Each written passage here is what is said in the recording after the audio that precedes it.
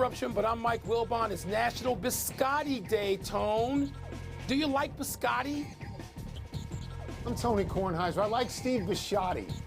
He owns the Ravens. Biscotti is a small little cookie. Biscuit, right? A like cookie Steve or Bisciotti. something? Yeah, I like Steve, you like too. Bisciotti, don't you? But biscotti versus biscotti. I don't know. Yeah.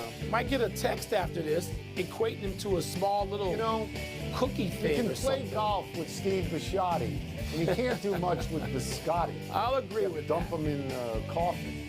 Welcome to PTI, boys and girls. In today's episode, the Dolphins are back on the field.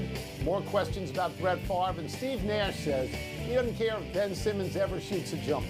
But we begin today with Aaron Judge, tying Roger Maris's American League record of 61 home runs last night in Toronto in front of an enthusiastic Roger Maris Jr.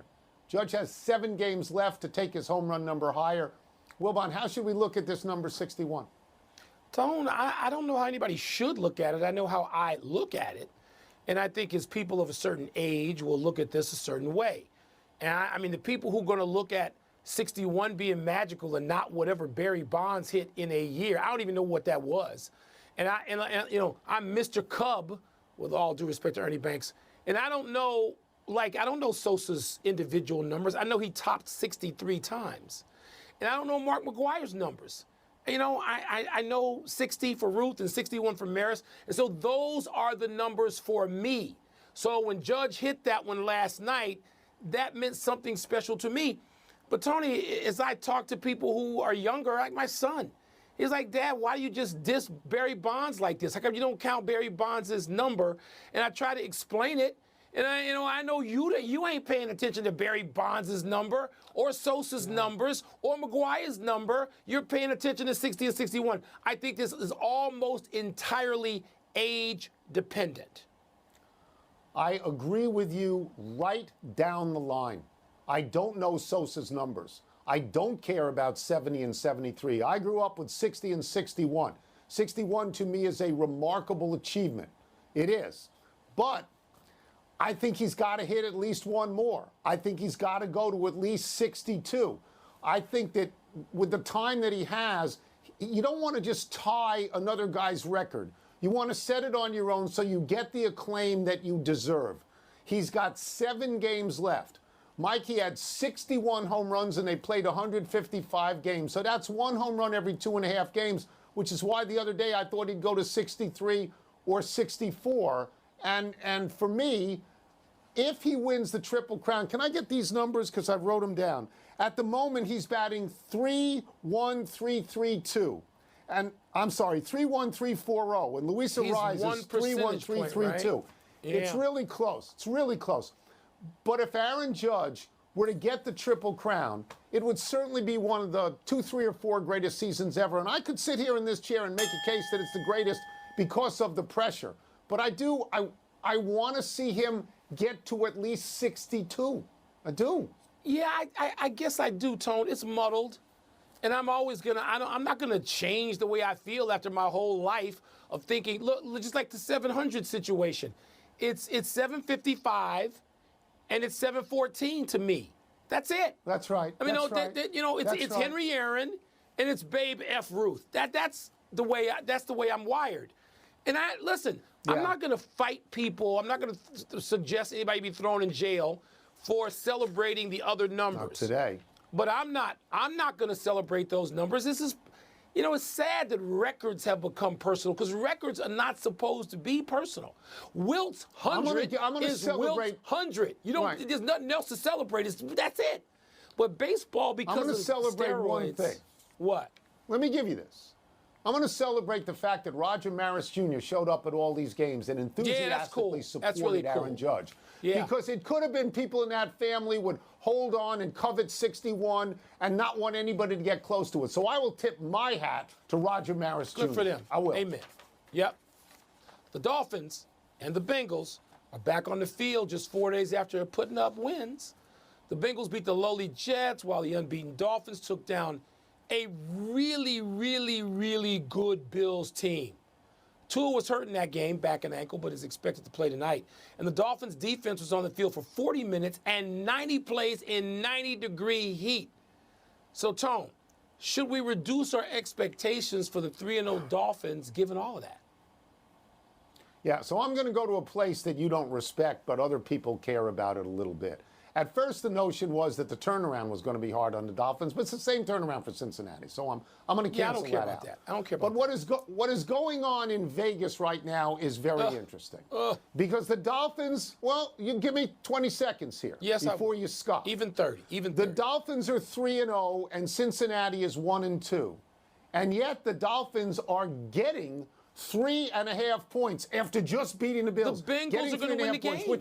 They're going to win the game. This is an indication, well, let me get to that. This is an indication that people in Las Vegas want you to bet on the Dolphins because they actually don't think they're going to win. So let's add these things up. To me, the biggest variable is Tua. I know he's going to play, but how effective is he going to be? So you got that. You add that to the fact that there is that heat exhaustion factor with Miami's defense being out there in 100-degree heat for a protracted period of time.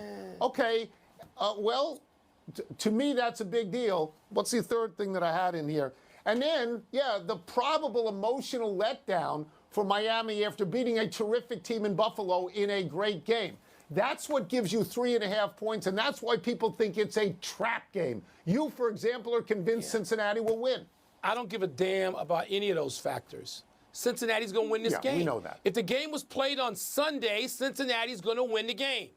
Miami's a terrific team. They're not diminished at all by losing to Cincinnati if they do. Cincinnati's still trying to get itself back, Tony, after those first 2 games. They could have won both of those, but they didn't.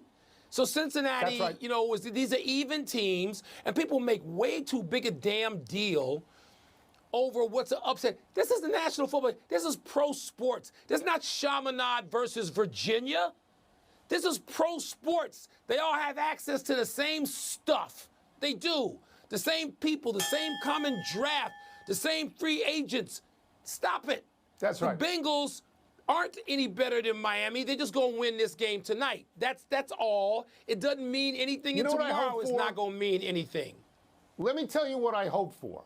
What? I hope that these 2 quarterbacks put on a show, Joe Burrow and Tua, put on a show like they did in college. When Burrow's team won 46-41. When they were at Alabama and LSU, 46-41, 7 touchdown passes between them. And Mike, if you look at those rosters of those 2 teams, they're probably 25 first-round draft picks in the whole of it. Probably. That's a lot. We move on to a. That's a lot. Well, you got 4 years of eligibility. I'll take the under. So I'm going to go 17. I'm going to go a little under that. But I get your point, though. We'll see. Somebody will look it up. Brett Favre continues to be in the news for his part in raising money to build a volleyball facility at his alma mater, Southern Mississippi, where his daughter was a volleyball player. At the heart of the controversy is the fact that welfare funds were somehow siphoned into the facility. Most recently, it was reported that Favre's charitable foundation, Favre for Hope, which has a stated mission to support disadvantaged children and breast cancer patients, donated more than $130,000 to the Southern Miss Athletic Foundation during the years Favre was trying to get the volleyball facility built. Wilbon, how does all this make Favre look? Smarmy. I mean, it looks bad. It looks bad. It sounds bad. If the state of Mississippi has a civil suit out there, then somebody there thinks it's bad. I mean, Brett Favre has been a heroic figure in Mississippi. I mean, Wisconsin too, but first Mississippi, and I think that's where he's gone back to live and to be and exist and be celebrated. And yet you have, Tony, Mississippi, by any real metrics, is the poorest state in the union. And so what are you doing? Like, how can you justify this? The first day I saw the story and read a part of it, wherever it was published, where I saw it, in the Washington Post probably, I just said, I can't read this. This puts me off. And I know it makes me feel a certain way about the situation in Favre, which I did not feel otherwise.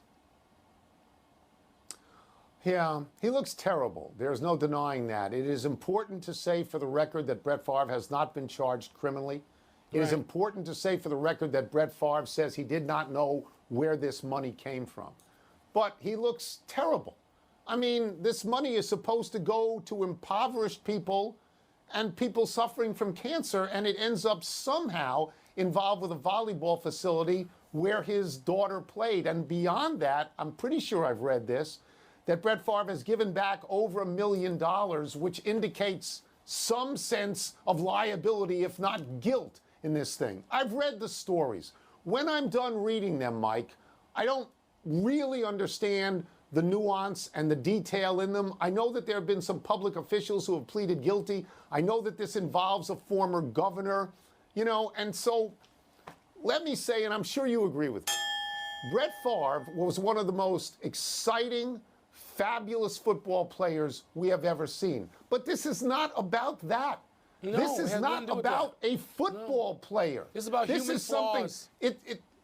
It seems to me that what we are talking about is the possibility of people who've been put on pedestals and guarded up for such a long period of time that they lose touch with everyday life and everyday rules, and they think their privilege extends beyond what other people think it is. And listen, I don't know. He's not. The description that you just put there, which is perfect, about being guarded up and what you think you can get away with, he wouldn't be the first celebrity, public figure, athlete to do that, and he's not going to be the last. But it doesn't mean you skate and you don't get criticized if you are in that circumstance and people feel you put yourself there, especially if there's evidence that you did.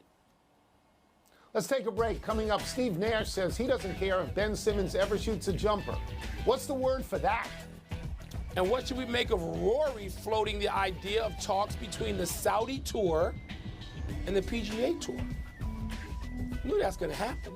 You know what's going to happen. I have difficulty reading the story as well. Yeah, Favre. I read 3 paragraphs. I got to put it away. It's like I don't want to deal with this.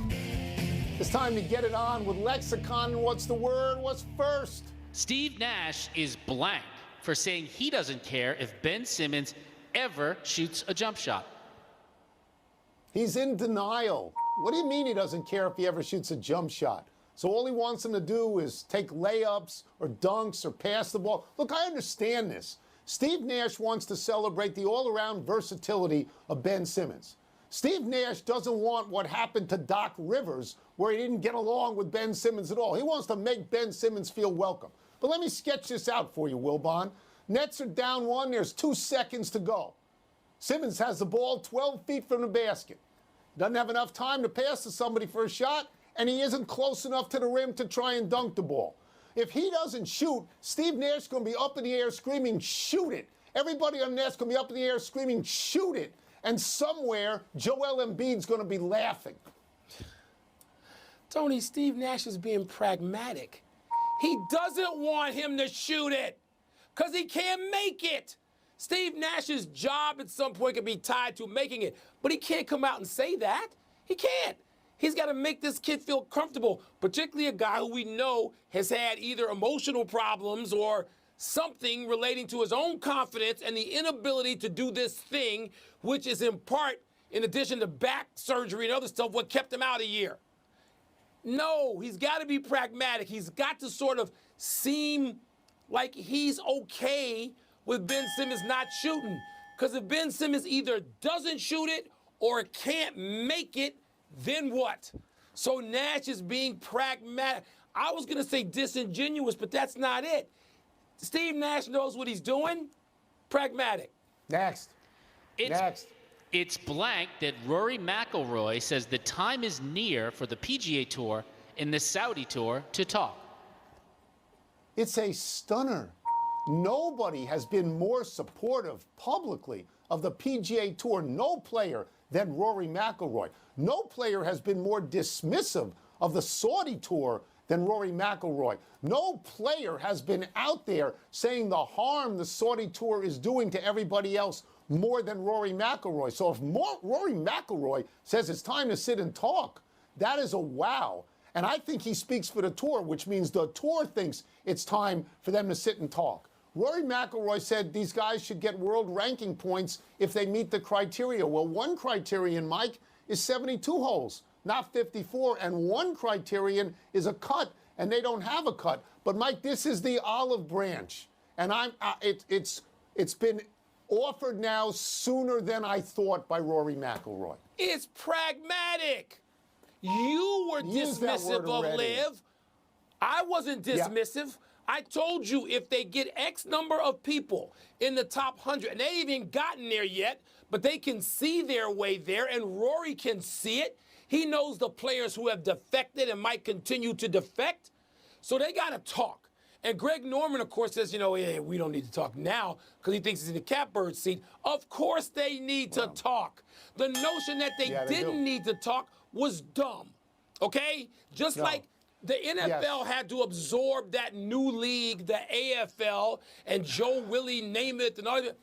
Yes, they've got to talk to these people. You can't have another tent, huh?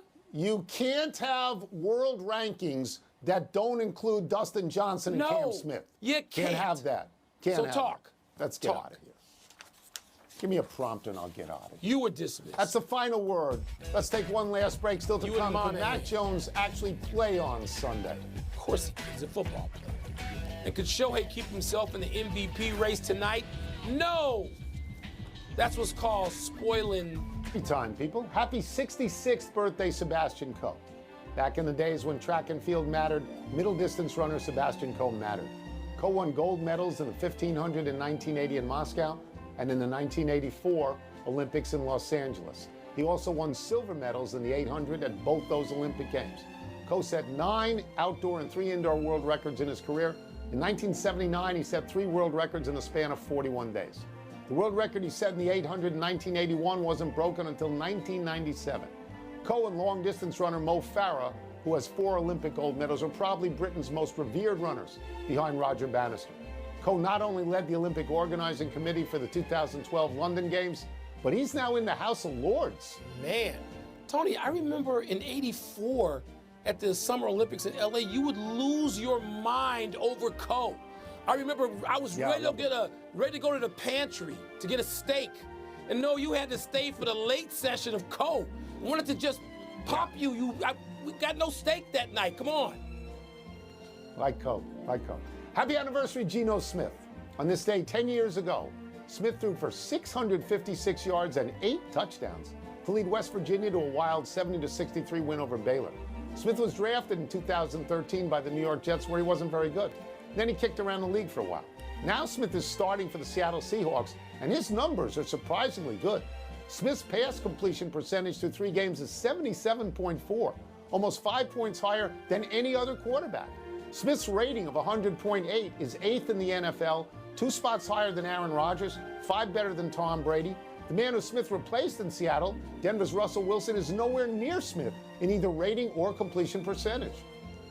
Maybe he'll have a Trent Dilfer-like season where he holds it together and wins a championship and just changes the way everything about him is perceived. Because 77%, that would be what we call a record.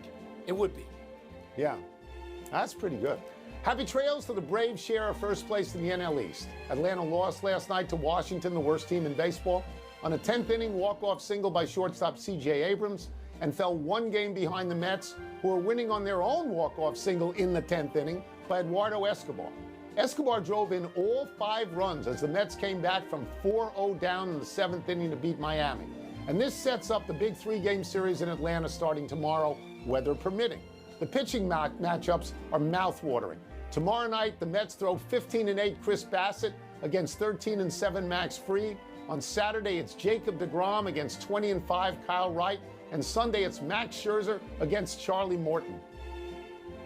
Tony, with all due respect to the Dodgers and Cardinals, which would be a splendid National League Championship series, what you just described, the pitching matchups and what those two could do with each other on the big stage, I don't care about the Braves and I hate the Mets, but I'm not crazy.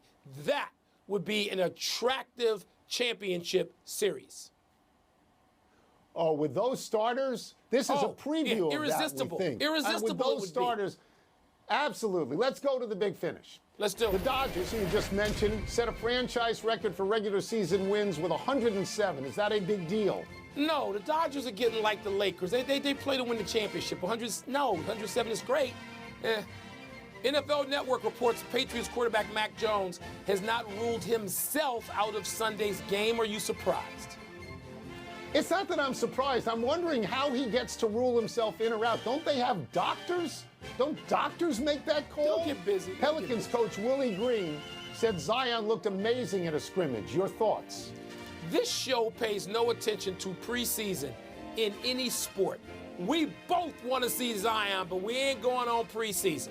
Shohei goes for his 15th of that against the A's. Is he still on your MVP short list? There's the only two people are Judge and Shohei, so he's sort of on the list. But if Judge gets to 62 and if Judge wins the Triple Crown, I flip and I vote for Judge. I do. Last one, college football tonight. Utah State at number 19, BYU. Who you got?